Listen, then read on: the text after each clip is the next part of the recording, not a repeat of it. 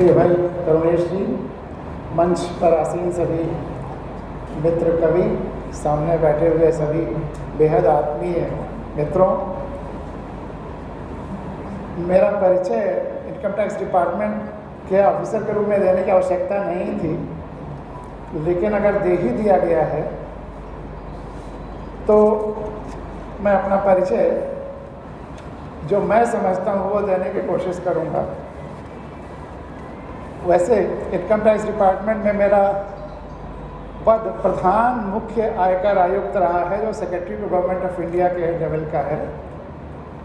सर्वोच्च पद मेरा बचपन आम के पेड़ के नीचे बोरा झोरा लेकर शुरू हुआ। तख्ती लेकर स्कूल जाता था। तख्ती के अक्षर मेरी शिक्षा की किताब भी आई, क्योंकि स्कूल में बिल्डिंग नहीं थी। तो वहाँ से जीवन यात्रा शुरू हुई, जब बरसात में नंगे पाँव उस गली से गुजरना होता था जहाँ आदमी का भी मैला, जानवरों का भी मैला, और उसी से पैर में कांटे भी चुभते थे, पैर में मैला भी लगता था। वहाँ उस समय इच्छा होती थी कि काश इस कीचड़ से मुक्ति मिल जाती। अभी 2 कविताएं का जिक्र हुआ।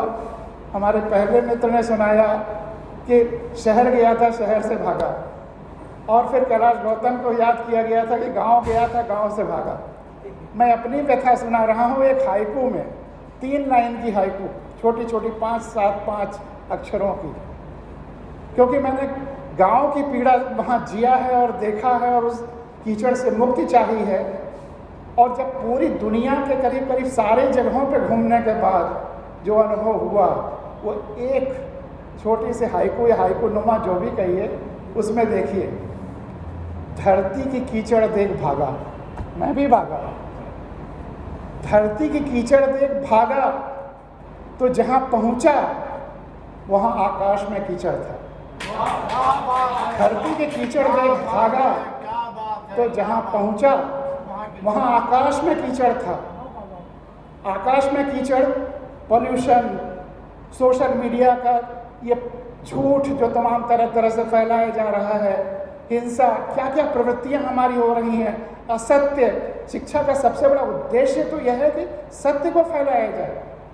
अस्तु मा सद्गमय, लेकिन हम चारों तरफ असत्य का बोलबाला पूरी धरती पर हो रहा है, और हमारी जो मॉडर्न साइंस के जो इंस्ट्रूमेंट्स हैं उनको भी उसके लिए प्रयोग किया जा रहा है। तो हम चाहे धरती से, चाहे गांव से शहर भागे या शहर से गांव, कहीं चैन नहीं मिलेगा जब तक हम अपनी आंखें नहीं खोलेंगे और अपनी आंखों से देखना नहीं शुरू करेंगे। सबसे ज़रूरी है कि हम अपनी आंखों से देखें, सुनी सुनाई बातों पर विश्वास न करें। और साहित्यकार का काम यही है कि अगर आंख पर किसी के पट्टी या चश्मा बंधा हुआ है तो उसको उतार के फेंक दे या फेंकवा दे। अगर साहित्यकार ये काम नहीं करता है तो वह बकवास कर रहा है, मैं ये घोषणा कर सकता हूँ। केवल सत्य को प्रसारित करना ही साहित्य का काम है। तो 1-2 मुक्तक देखिए। धरती का एक मोहरा हूँ मैं, सृष्टि का एक पत्ता हरा हूँ मैं। अजनबी न बनो ऐ दोस्त मेरे, तेरे आईने के अंदर का चेहरा हूँ मैं। अजनबी न बनो ऐ दोस्त मेरे, तेरे आईने के अंदर का चेहरा हूँ मैं।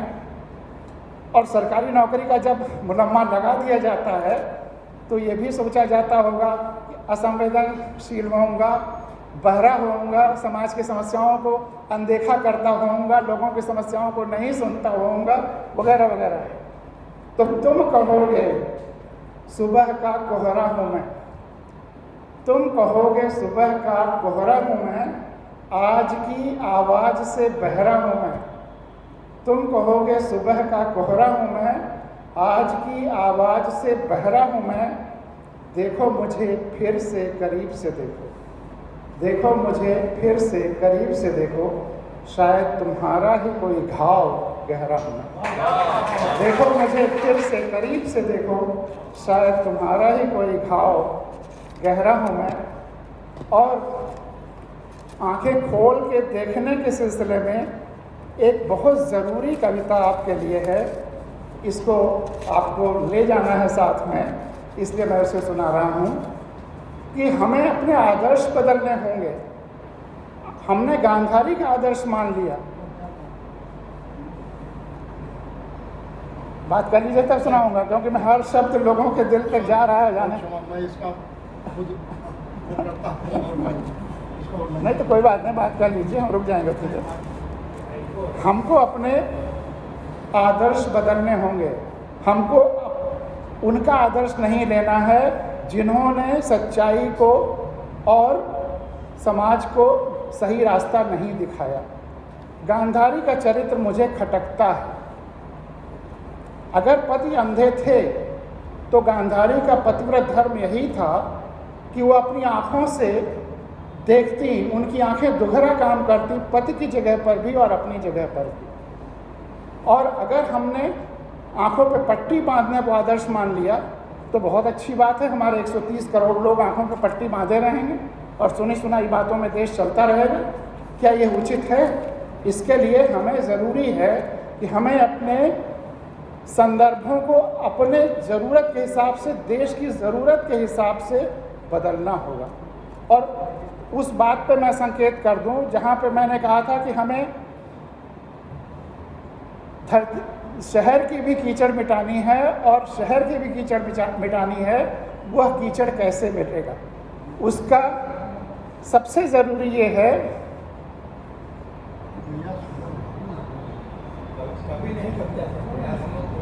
नहीं, कभी को भी सुना, कभी श्रोता भी है। मैं सुनने को तैयार हूँ, इसीलिए मैं रुक जाता हूँ। मैं सुनने के लिए रुक जाता हूँ। तो उसका एक ही इलाज है कि पूरी दुनिया में लोकतंत्र आ जाए।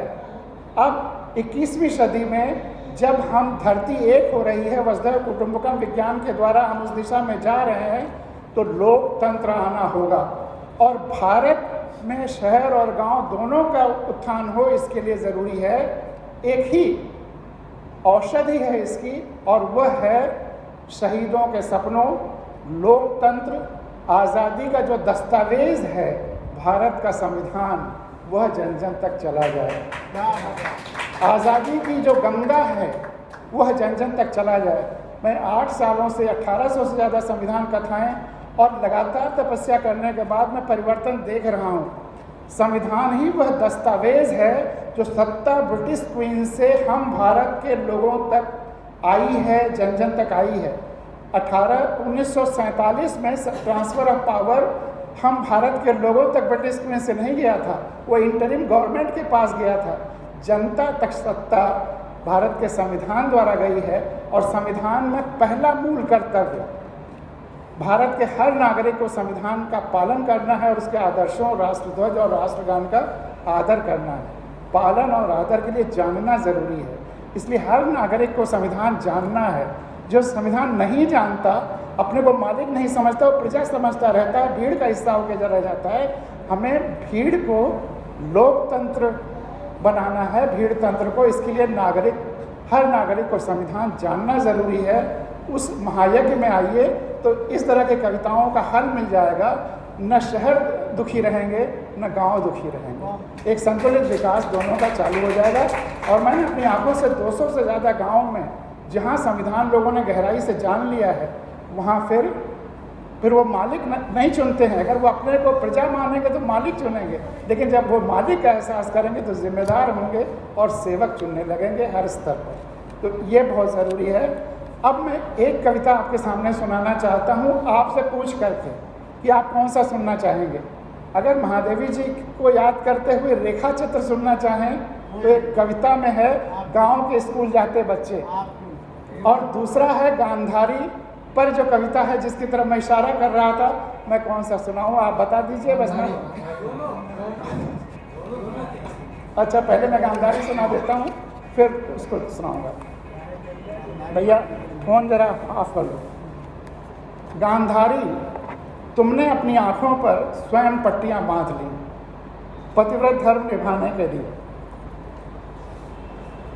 आप कह रहे थे कि पुरस्कार वाली कविता सुनाओ, लेकिन अब आज पुरस्कार का मौका नहीं। गांधारी, तुमने अपनी आँखों पर स्वयं पट्टियाँ बांध ली पतिव्रत धर्म निभाने के लिए।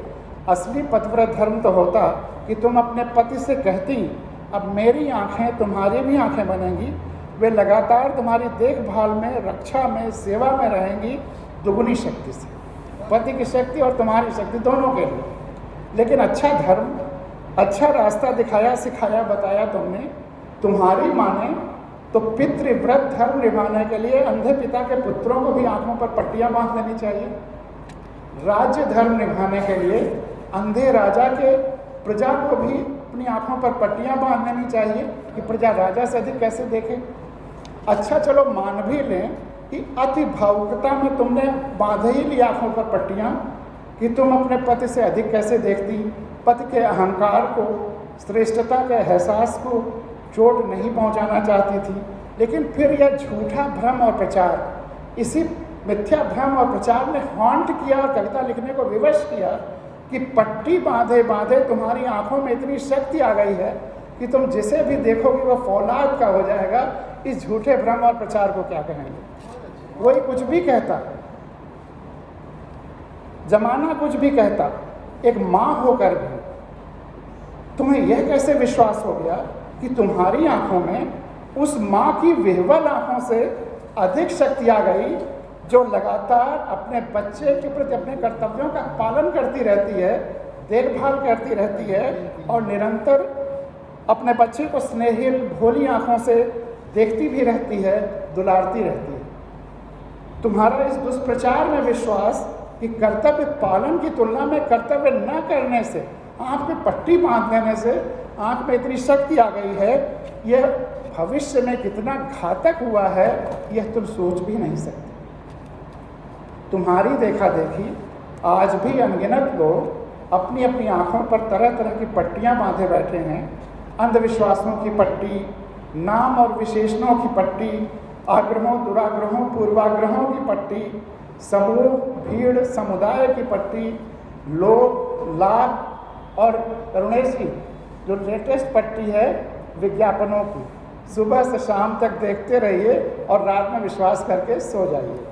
इस भ्रम में ये फर्ज और धर्म भी निभ रहा है और लगातार शक्ति भी अर्जित होती जा रही है।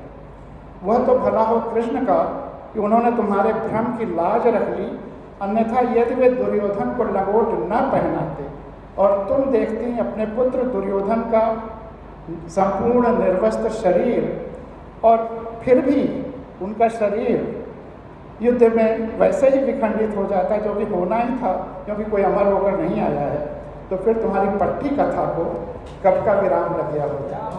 तो फिर तुम्हारी पट्टी कथा को कब का विराम लग गया होता। रही बात पतिव्रत धर्म निभाने की, तो आँखों पर पट्टियाँ बांधकर तुमने आजीवन पतिव्रत धर्म निभाया, बहुत पुण्य कमाया, लेकिन क्या मिला तुम्हें? इतने पुण्य का क्या प्रताप प्रभाव रहा? तुम, तुम्हारा परिवार, पति, पुत्र, परिजन, क्या कोई सुखी हुए? फिर ऐसे व्रत, ऐसे पुण्य कमाने का फायदा? आखिरी लाइनें हैं। आंखों पर पट्टियां बांधने से शायद पतिव्रत धर्म तो निभ ही गया हो, लेकिन क्या इससे पुत्रों प्रपौत्रों के पालन पोषण में पुत्र धर्म निभाने में बाधा नहीं आई? राजधर्म निभाने में बाधा नहीं आई? प्रकृति धर्म, महादेवी और जब उस समय व्याख्यान चल रहे तो प्रकृति धर्म सबसे महत्वपूर्ण माना जा रहा था, तो प्रकृति धर्म निभाने में बाधा नहीं आई। अब सवाल यह है कि क्या पुत्र धर्म, राजधर्म, प्रकृति धर्म पतिव्रत धर्म का हिस्सा नहीं है? क्या पुत्र धर्म, राजधर्म और प्रकृति धर्म ये पतिव्रत धर्म का हिस्सा नहीं है?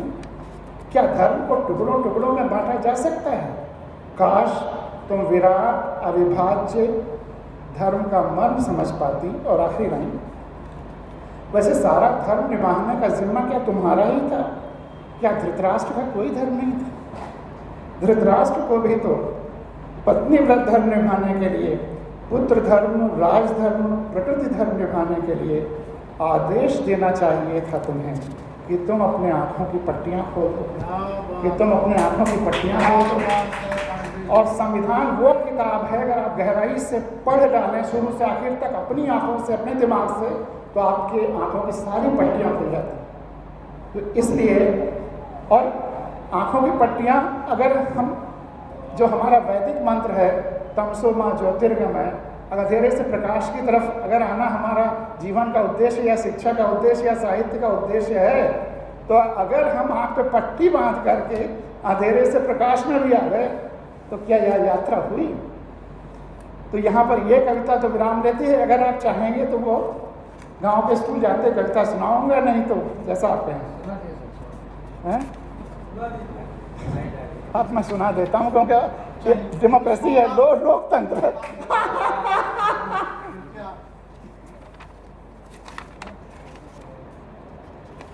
यार अब जल्दी पढ़वा, जल्दी कैसे पढ़वा? आप एक पढ़ दोगे तो सुनेंगे तो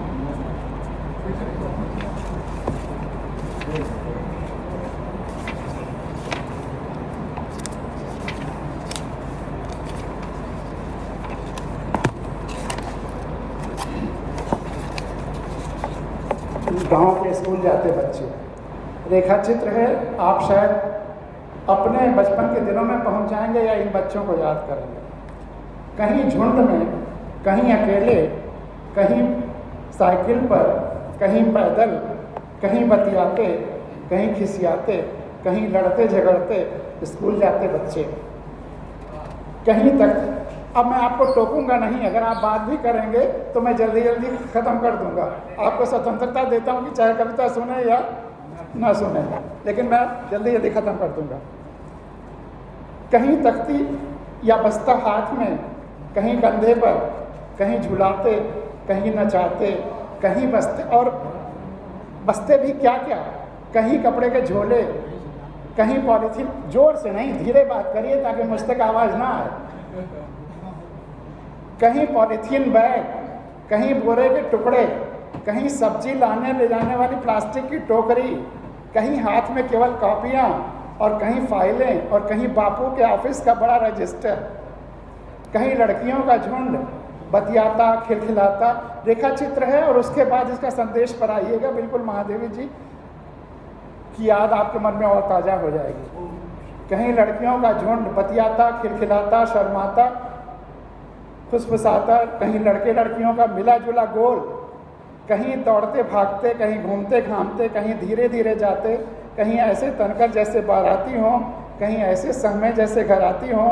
कोई बच्चा रास्ते में रुक कर खेल रहा है गोली गुल्ली डंडा, कहीं पेड़ पर चढ़कर खेल रहे हैं रच्छी डाँड़ी। कोई बच्चा दौड़ रहा है आगे हाथ में लेकर फिरंगी, जो उसी ने आम के पत्ते का बनाया है। ऐसा लगता है जैसे कुछ बच्चों ने स्वयं ही बना लिया है अपना टाइम टेबल और उसमें पहला घंटा रखा है खेल कूद का। कुछ छोड़ते हुए आगे बढ़ते हैं। फोन जरा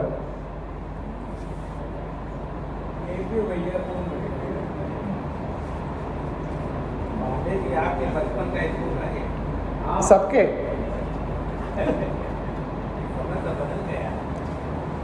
इन स्कूल जाते, अब यहाँ से विचार शुरू होते हैं। इन स्कूल जाते बच्चों में से किसी की आंखों में सपने, किसी की नींद और किसी को यह चिंता कि मेरे स्कूल जाने से धान कैसे रोपा जाएगा, छुटकी बहन को कौन खिलाएगा, गैया को चारा कौन देगा, बैलों को दाना पानी कौन देगा। किसी को इस बात की फिक्र कि कल की बारिश में उसके घर का छप्पर चूता रहा रात भर और आज हल्की सी धूप दिख रही है। अच्छा होता वो घर ही रह जाता और मदद करता माई को कपड़े लत्ते अनाज सुखाने में, और साथ ही सुखा लेता जरा ठीक से अपनी किताब कॉपियों को, और साथ ही जरा ठीक से सुखा लेता अपनी किताब कॉपियों को भी।